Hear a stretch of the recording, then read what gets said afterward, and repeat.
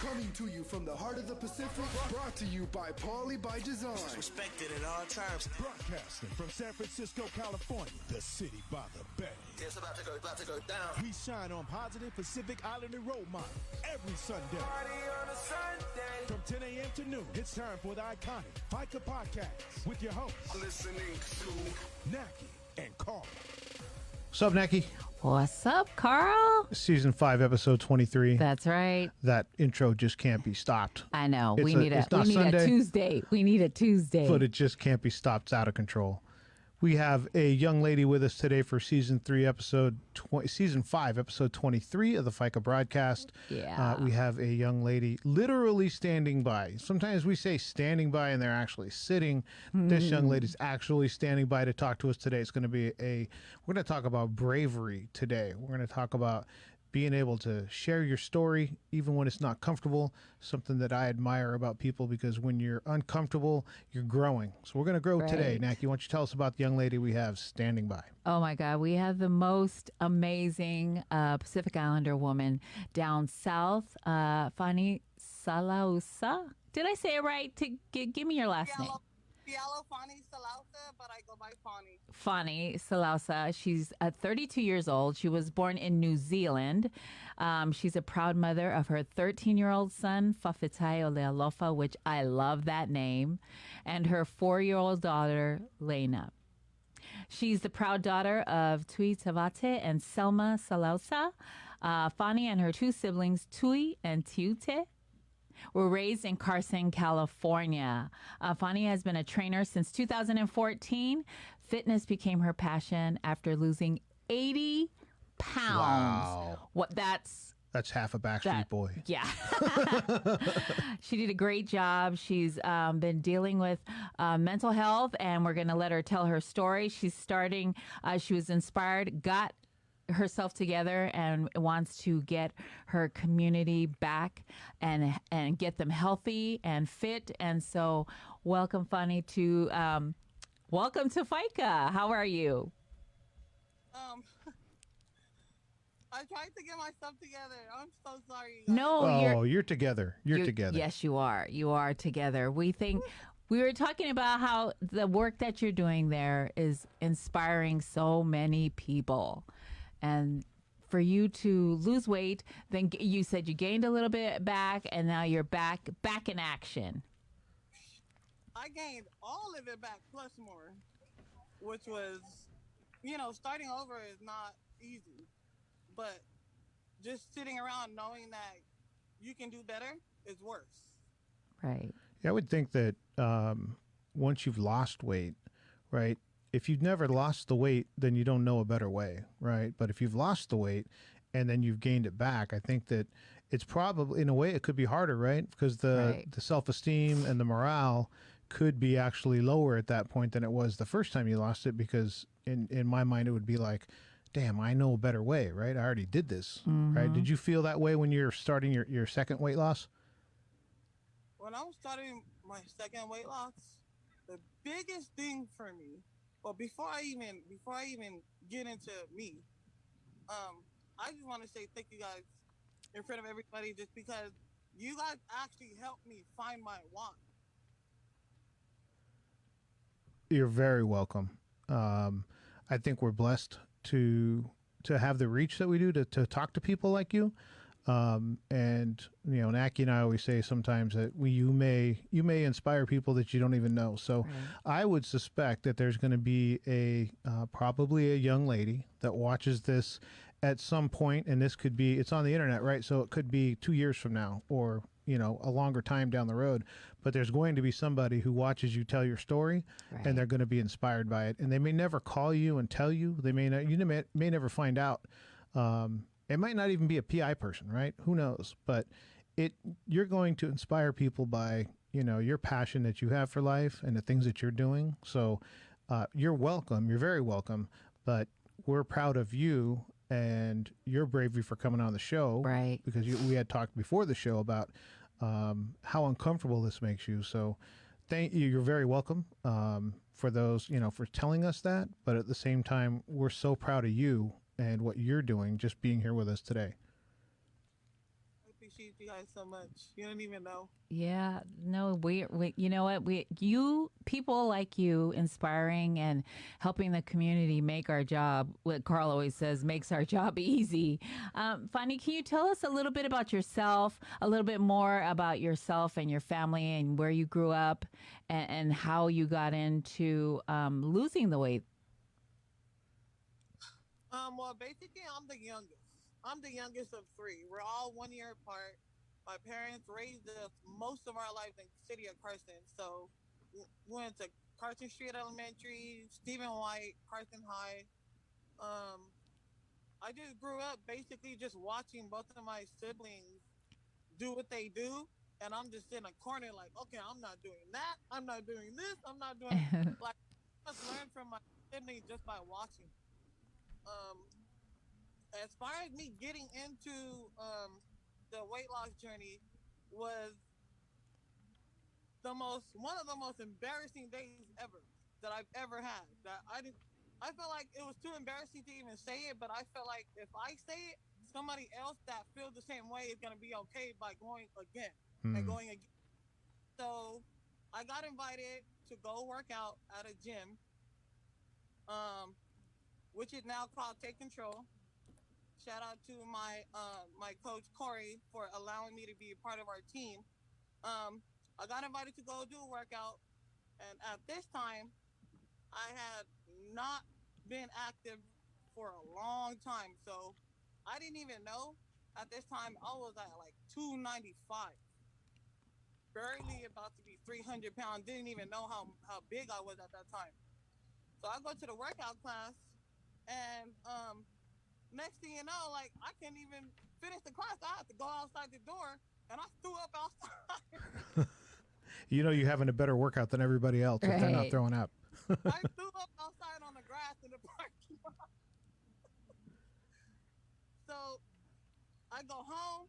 Well, before that, I go back inside. I was so embarrassed. I was like, why would you ever let yourself get this big to where you can't even finish the workout?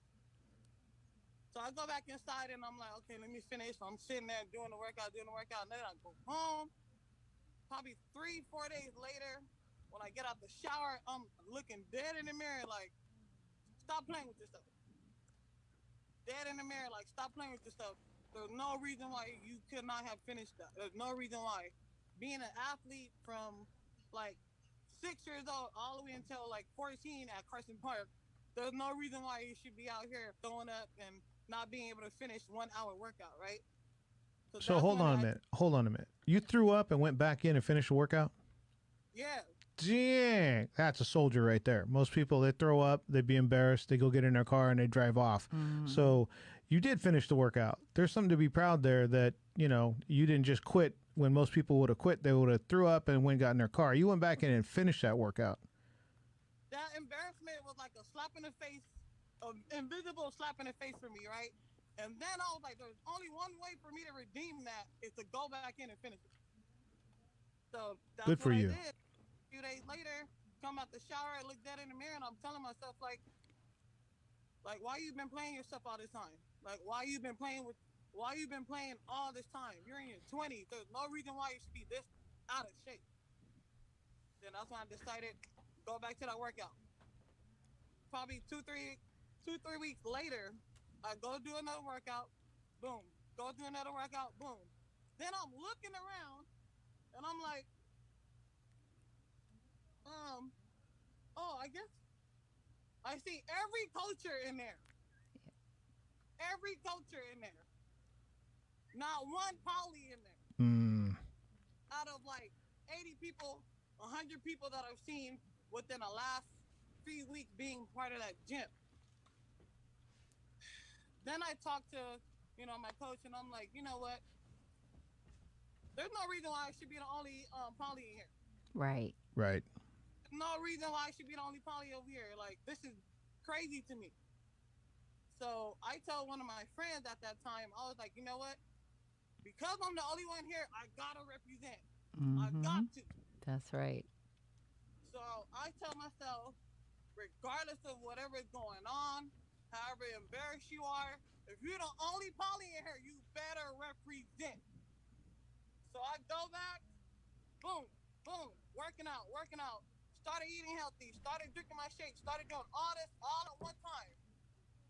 Next thing you know, people start looking at me like, damn. I'm like, what? They're like, how much weight have you lost so far? I'm like, I don't even know. So somebody asked me to go on a scale, and I go on a scale, and I jumped off, and I didn't even believe it. I did not believe the scale. I was like, no, let me go get somebody else to look at it, because I thought it was broke. I was like, I need another coach to go look at this scale. When we totaled up my weight loss that first month, I dropped over 31 pounds. Wow. A pound a day for a month. After that, I guess that word spread out, boom, like wildfire in there. And then that's when I became known for the person that dropped over 30 pounds in 1 month, right? And then people start coming up to me, aren't you the one that? I'm like, I mean, yeah, but you know, I'm new here. I don't know what I'm doing, but I love it. I love it here because I feel like at the end of the day, like there would never be anything negative when it comes to you progressing and when it comes to you upgrading who you are and the person you want to be. So that's when I said, nope, not doing it. If I gotta be the only poly over here, I'm gonna walk around this whole thing with the best result. Y'all ain't about to tell me nothing. So that was pretty much my whole attitude going into the game was just like this whole fitness thing. You know what? I'm gonna go ahead and get the best results. I'm gonna go ahead and do what I gotta do. By the end of that, probably like 3 months later, I decided to go on my own and do my workouts at the park. I go and do my workouts at the park. Probably, I want to say like another 2 months later, boom, I get inboxes. Oh my God, I see your results. You look so good. I like your workouts. Da-da-da. People started asking me to train them. And I'm just like, I don't even know what I'm doing. I'm just doing all the workouts that I learned from that gym. So I don't want to, have people come and hire me to train them when I don't know what I'm doing, right? So what I did was I committed a year and a half to train myself in the gym, at the beach, at the park, at the parking lot, on the curb, anywhere where I could find. And I committed a whole year and a half to train myself before I touched any client. That's when everything just started. I started off with just doing free boot camp at Veterans Park in Carson. Nice. I committed 5 days a week, Monday through Friday, hour to 2 hours every single day for free. And that's why I told myself, I said, look, if I'm going to go ahead and do this and if people want me to train them, let me go ahead and just do it for free because, I don't know what I'm doing. So if people come over here, they see I'm unorganized, I don't know.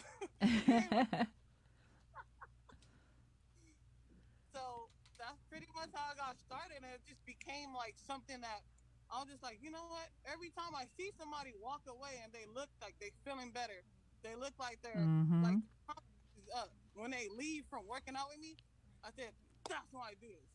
That's exactly why I do this. And you had like up to almost 80 people that were showing up to your classes, right? Yeah, but that's no thanks to my cousin Betty that found me. She found me on Facebook. I do not remember how she found me. She found me on Facebook. Then we got together with one of her good friends, Lita, which Lita, I think she was part of like the football organization in Long Beach. Then we all met up together. I think we were at like Denny's or something. And then we planned it together. They was like, you know what? We're going to go ahead and ask our pastor to see if we approve it. If he's approved, then you can come in and train anybody that shows up to the church. Man, I think our first day we had like 30 people. Wow. Within a month, it grew up to like 70, 80 people. And the dope part about it was I've never seen a senior citizen poly ever work out in my life. So I'm just like amazed. Like, oh my. Like the oldest one we had there was like 74. That's awesome. She was doing half burpees. I was like, oh my gosh, like, this is something I've been wanting to see. Can you imagine being the only poly the whole journey for 4, 5 months, 6 months straight? And then you finally see somebody else that looks like you, and it's like 80 of them. Yeah, I think That's that part of that is like when you're saying you were unorganized when you were starting, like you didn't know what you're doing. I think that's relatable, right? So if people, are showing up and you are, you know what I mean? Like if you're just all professional and everything's, timed out and you have, your bag, you set everything up, it almost is unrelatable to like, wow, they really got it together. And I don't know if I could ever do that when you're, they can relate to you like, hey, I'm just trying to get by and get my workout in and you can do it with me if you want. I think especially because, those people, you look like them, right? And if you see somebody that looks like you doing it, then you're more likely to think that I could do it. Like if I see somebody doing it that doesn't look like me, I go, oh, that's pretty cool for them. I don't know that I'd be able to do it, but so when you were setting up in the pre-show, we saw you setting up, and I was thinking she's gonna is she gonna stand up the whole show? But you're so full of energy. Now I see why you would not confine yourself to a chair because you're so full of energy that just wouldn't work. Have you always been like that? Have you always been so just full of energy? No, you know what? For me, it's not so much of the energy. For me, it's so much of if I'm talking about a movement and I'm sitting down, that don't make sense to me. That's awesome. That's awesome. We just real quick have some people on Facebook who are shouting you out. Brittany Toa Effa, go sis, so proud of you. Dean Abdul Kalk, she is an amazing person too. The world needs her and her kind. Brittany says, such an amazing woman and beautiful soul. And then Corey White said, so proud of her. Thank you, Coach. Thank you, Brittany. Thank you, guys. I really appreciate you guys. There are so many people. You just don't know that you're inspiring by sharing your story. People little girls or little boys that are watching you, seeing someone that looks like them, working hard for what they want. You've lost 80 pounds, and then did something happen and the weight started to come back? Yeah. So I didn't know anything about the symptoms of depression. I didn't know anything about why I'm not getting out of bed. I didn't know nothing, right? Of course, in our community, nobody talks about mental health. Right. Nobody talks, right? It's like, oh, yeah, you're going to get over it, whatever. So true. So true. So I didn't find out what I was going through until like almost a whole year and a half later, when I had a conversation with somebody else and they actually broke it down to me and they actually told me like, oh, you have the symptoms of this, and this, and this, and this. Mm-hmm. I'm just, damn, I did not know that. So now I'm gonna have to maybe that's why I've been yo-yoing my results for freaking the last 3-4 years. And I'm just like trying to figure out like what's wrong with me, or what's stopping me from like getting back to where I'm supposed to be. Right. I don't understand. Like I'm sitting here just like going in circles in my head, like what's going on? I don't even understand. Like, okay, look, go to the gym. But then I finally find out it's not the gym, it's not the food, it's not this, it's not that, it's this. So I finally committed. I'm like, you know what?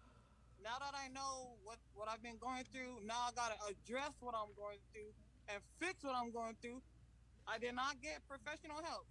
What I ended up doing was I ended up committing to myself, like, look, build this so everything else can follow, because I tried every other thing to get back on track and nothing worked. Right. Nothing worked. I even thought about fasting, and I'm like, I looked up fasting and I'm like, what the hell? I'm about to starve myself.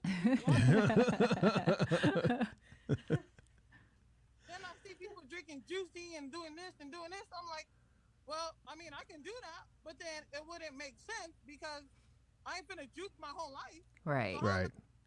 that way. Right. But that's when I went back to what I knew. I said, go back to the basics. Go back, I'll figure it out. How did I get my results the first time? The first time was get my eating back right, get my workout routine right, get my protein in, make sure I got my cardio in, make sure I have my mind, my freaking personal development. A lot of that stuff plays a part in it, and it was just like, you know what? Do this until you get there. Do this until you get there, because you've been doing everything else for the last four years and it ain't been working.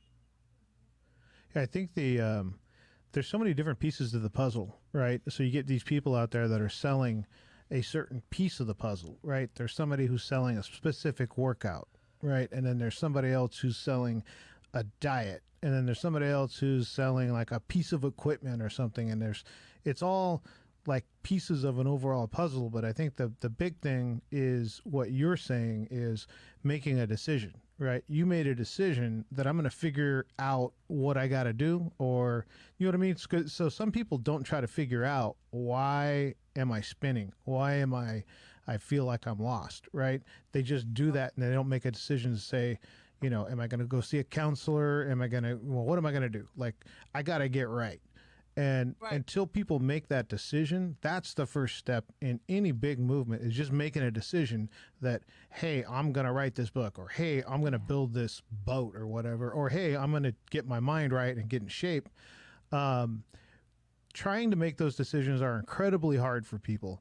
Where do you think you found the fortitude or the inner strength to make that decision that, hey, I'm going to figure it out? Like, it sounds like it was a whole journey for you to figure out like what you need to be doing. Was that something that you learned from your parents or a role model, or, you know, like your family growing up? Man, let me tell you this. I learned this off of YouTube. It's all out there, right? I learned this off of YouTube. I started looking at videos of what successful people do on a daily basis. Right. I started articles on what millionaires and billionaires and people that are, you know, at a certain level in life. I started looking all these things up, and then I started realizing, like, oh my God, like, this is something I could have been doing all this time. As far as journaling, right? I've always wanted to journal. I've always wanted to do journaling. I've always wanted to, like, write things down and stuff like that, but I just never committed to it. This time, I started last year. I want to say I started last year in like, I want to say I started last year in like July-ish. Yeah. Between July and September, I started journaling. Between that time, I can't even believe that I've even been consistent this long. I was able to fill up the whole composition journal book, one, and then now I'm on my second one. And I'm just like, oh my God, like, and this is the thing that, the crazy part is, this is how I know that this is my passion, right? I quit at everything. I quit everything. For medical billing, I freaking used to work at Ralph's. I used to work at Rite Aid. I used to try to do all these other things, and none of this stuff was ever like pulling me into where like I had to really be there. After this, I said, damn, every time I stop doing something, I don't think about it no more. It's over. It's destiny. But then when I start thinking about what I really want to do, this is always at the forefront for me.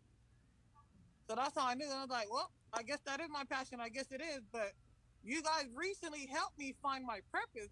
That's why I said it took me so long to get my bio together, because I was like, I can't believe I just found my why trying to make this bio they asked me to make. Yeah. Talk about that. My God. That's why I felt bad, because I kept saying, oh, I'm going to turn it in tomorrow. I'm going to turn it in tomorrow. Let me be honest with you guys. Since you guys asked me to do the bio and create the bio for my thing that, you know, the podcast thing, I probably cried like 15 times. Oh. 15 times, just because it's just like not a really a breakthrough. It was more so of a confirmation. Like, I confirmed that this is my purpose. That's right. I think it's also, Pacific Islanders, we don't like to talk about ourselves. We don't like to talk about our accomplishments. But hearing you talk about your bio, it just, I think when I start to write, when people ask me for a bio, I'm so uncomfortable. I'm just like, I don't want to talk about myself. But when I'm done, it absolutely 100% confirms what I'm supposed to do in this world. Right. When I say it out loud, when I read it, when somebody else reads it and I hear them talking about me, I'm like, that's me. That's what I'm supposed to do. I love that you said everything else, that this is the first thing that you followed through on. And I think that's perfectly said. Like me too. I start this and I never follow through. I'm not passionate about it. So if I'm doing something that you're not passionate about, you don't give 100% of yourself. And here you are getting everyone healthy, helping people get what they want, helping people get healthy, talking to them about health, sharing your story about mental health. You're giving people what they need to follow you. Fani if she can do it, I can do it. And people seeing people that look like us, that look like you, makes it possible for them. Other people are looking around, looking for some kind of motivation, and that's what you're doing. That's what you're doing. You possibly could be saving someone's life telling your story, because they could be depressed too. Like, how am I going to get out of this depression? And watching you tell your story and working out and living for you and your babies, that's huge. That's huge. And I'm so happy that you found your passion, because that is like 90% of our mental health is finding our passion. Well, it's generational, right? Yes. So if, I grow up seeing my parents pursuing their passion, or I see my mom or my dad, even if I just see one of them doing it, like that becomes acceptable. Like it's okay for me to go do what I want. I can go chase whatever dream or whatever passion I have. But if you don't, and you see your parents always settling, or not just your parents, but like role models. If you see role models, and I'll see this with people that are like, oh, I do this because of my kids. And when you really break it down, they probably shouldn't be doing that just for their kids. Right. It's like, I don't love my wife, but I'll stay in my marriage for my kids. And in the long run, well, damn. No. Well, damn. But in the long run, what I'm telling my kids is I don't deserve to be happy. Right? Yeah. I'll just settle for this. That's probably what they're going to learn more than, that's what your kids. Having two incomes. It's going to be, dang, they don't really have love in their marriage. Maybe you don't have to. And so maybe they end up getting a marriage like that. So a lot of times when we make sacrifices, quote, for our kids, it's not really the best thing to show for their kids. You're going to have generational wealth, and wealth, by what I mean that is wealth in that your children are going to see mom going after it. Like, mom's passionate about this and she's doing it. She's doing it every day and she believes in it. And if she falters, it doesn't matter. She knows what she's doing and she knows her why. She continues to do it. So that's generational wealth. Yeah. That is seeing somebody that you respect going for it. Yeah. Do you think about that? Do you think about the ripple or the shadow that you have? Man, this is when it comes down to my why. Right. Creating a bio, and you have to talk about where you came from. Where I came from was from my dad, Vata, and my mom, Selma, right? They're the most humblest people you will ever meet. My dad is like the most humblest person you will ever meet, right? So everything was and still is simple for us. We're simple, super simple people. The thing that I've always been grateful for my parents is that they didn't have to be affectionate for us to know that they loved us. They were there every day for us. No babysitter, no nothing. If we did have babysitters, I didn't remember because I was probably like 3 years old. But as far as everything that they've taught me, everything that I've learned from my mom and my dad, it was like, I felt like the only way you can honor the people that are gone is to learn from what they were. How did they pass? How did they pass? You know what I mean? Like, and this is one of the struggles that I didn't see this happening. I didn't see this not making sense to me until I got into the fitness industry, until I got into healthy eating. Was I never see the fact that it makes sense if you have a cousin, an uncle, a grandma, a auntie, whatever in our culture, right? To me, it don't make sense that if they passed away from a heart attack, they passed away from anything that had to do with nutritional things that could have been prevented if they ate healthy, if they were active, if they were this, if they were that, all that stuff, right? Why are we doing plate sales to make money? Mm-hmm. Why are we doing plate sales that have no vegetables in there? Why are we doing plate sales that has straight a whole big thing like this of white Right. rice, right? And then you got meat, meat, meat, meat, meat, meat, meat. When you go to all our functions, you see meat, meat, meat, rice, taro, banana, and then if you see vegetables, it got meat in it. Yeah, that's true. That's true.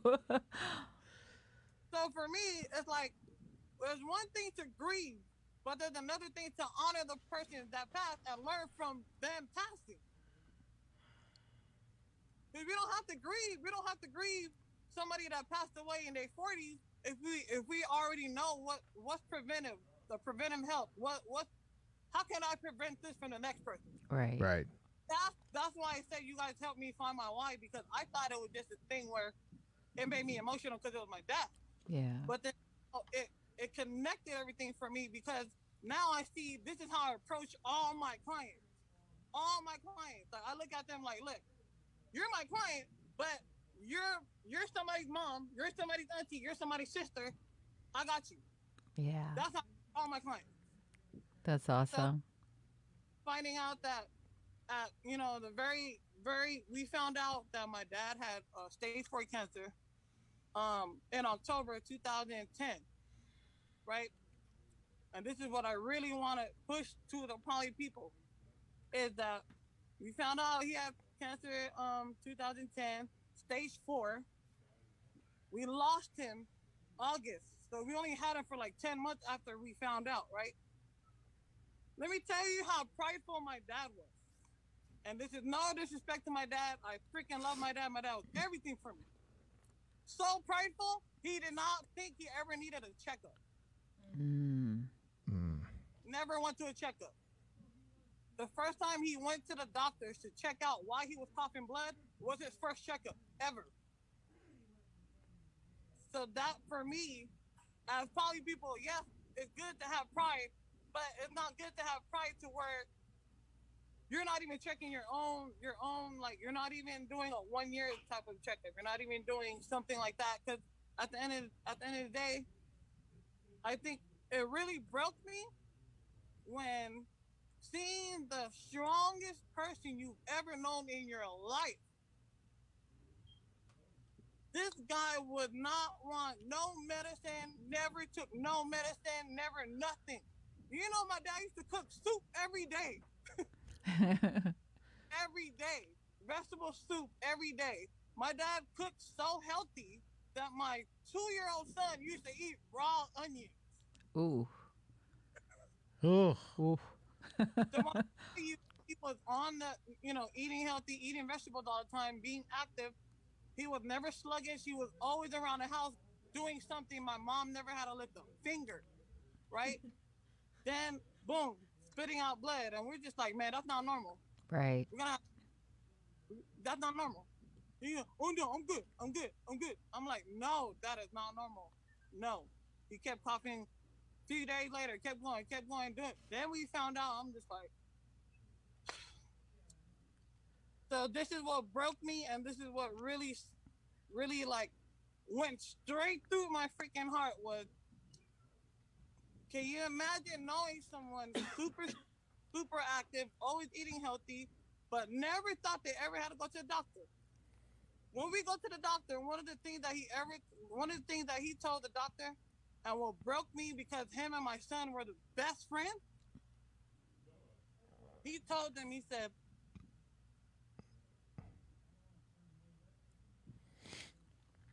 You got it. You got this.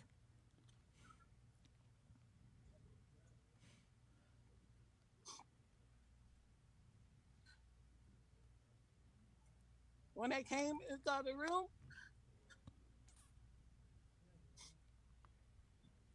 they told my mom, they told my dad, you know what?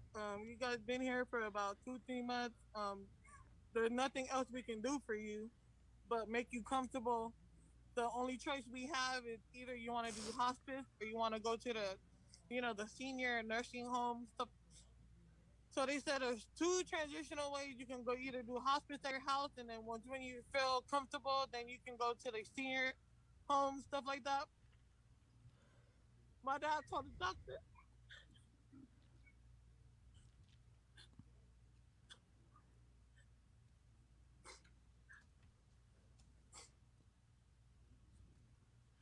I'm sorry. No, you're fine. Don't apologize. Don't apologize. These are your feelings. My dad told the doctor, he's like, Doc, he's like, you know what? He's like, are you sure there's nothing else you can give me?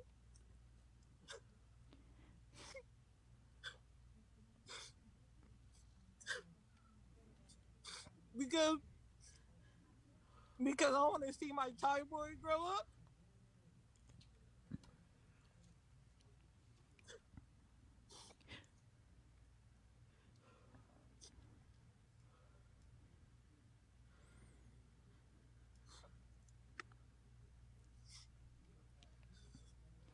So I know that, everybody that has ever lost anyone, you give anything to have one more day with that person.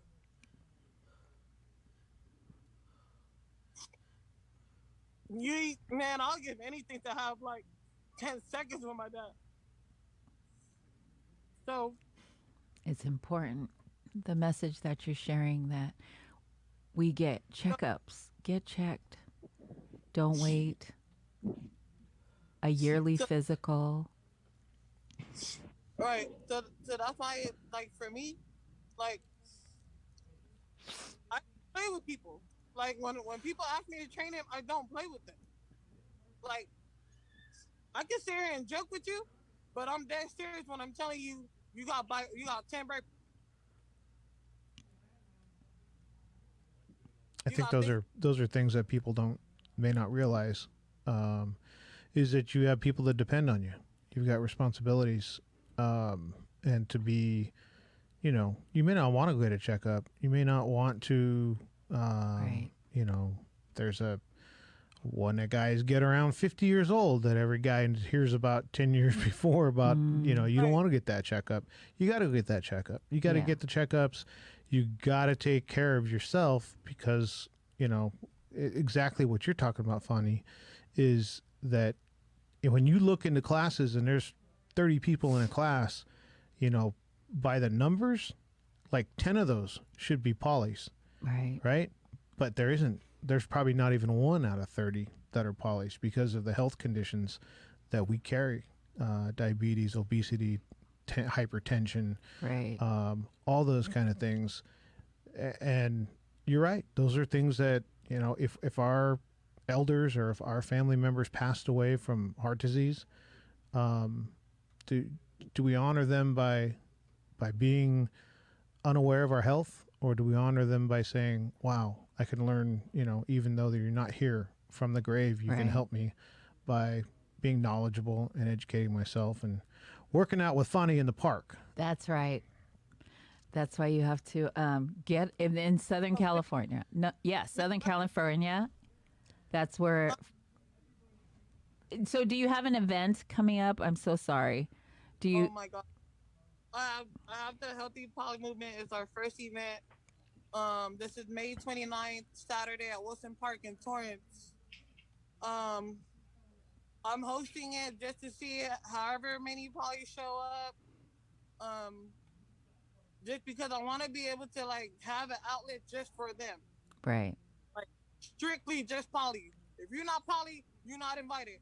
No, I'm sorry. Everybody else got their thing. All these other people got. No, this is only polys because we dying too early. Exactly. And we're dying from things we should not even be dying from. So, and this is the thing that we were talking about as far as the workouts and stuff. I had my first ever husband show up with one of their wives, which is Polly, and which what made it even more rewarding for me was he was one of my dad's friends. Oh, Oh, that's So I just like, awesome. oh my goodness, that's it. Oh my goodness, I wish my dad was here. He'd probably been working out with me. did you take it easy on him because he was your dad's friend? Oh no. Good for you. I'm like, no, let's go. You still got 30 seconds. Nope. Yeah. That's awesome. So May 29th at Wilson Park. If you have a flyer, of course, share it with me, and I will post it on all our social media. Funny, we don't want to take any more of your time, but we're so grateful. How do people get a hold of you? Yes. What are your social media handles and ways that people can get a hold of you? So if they want to get told you got that many burpees and you're not getting off without doing them, how do they find you so they can work with you? Well, the easiest way to find me is on Instagram. It's Fatal. It's Phaital. That's the easiest way to find me, and I literally have my phone. It's like connected to my hand all the time.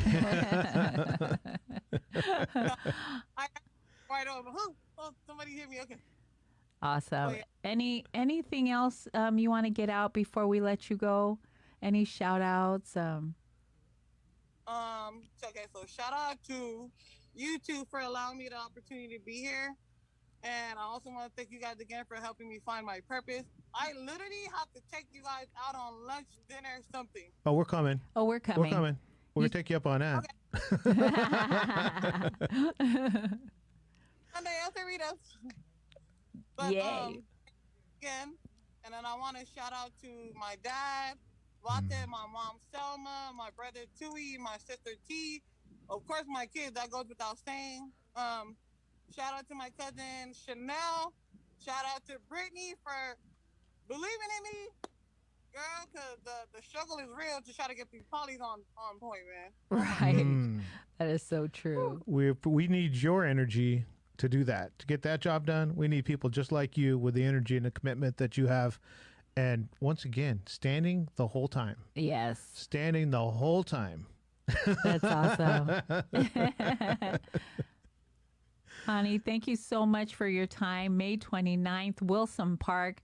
Go check her out. Get healthy. Healthy Poly Movement done by none other than Fani. Follow her on Instagram and all her social media. I got all my junk food at home, too, so don't tip. Yeah. Make it look like, oh, you got to be super healthy. No. You got to do something you can do for the rest of your life. Because trust and believe, when you deprive yourself, you go crazy when you get it. Awesome. Thank you Awesome. so much Thank you, for your Fani. time. Thank you so much. We'll talk to you soon. God bless your Love you. journey.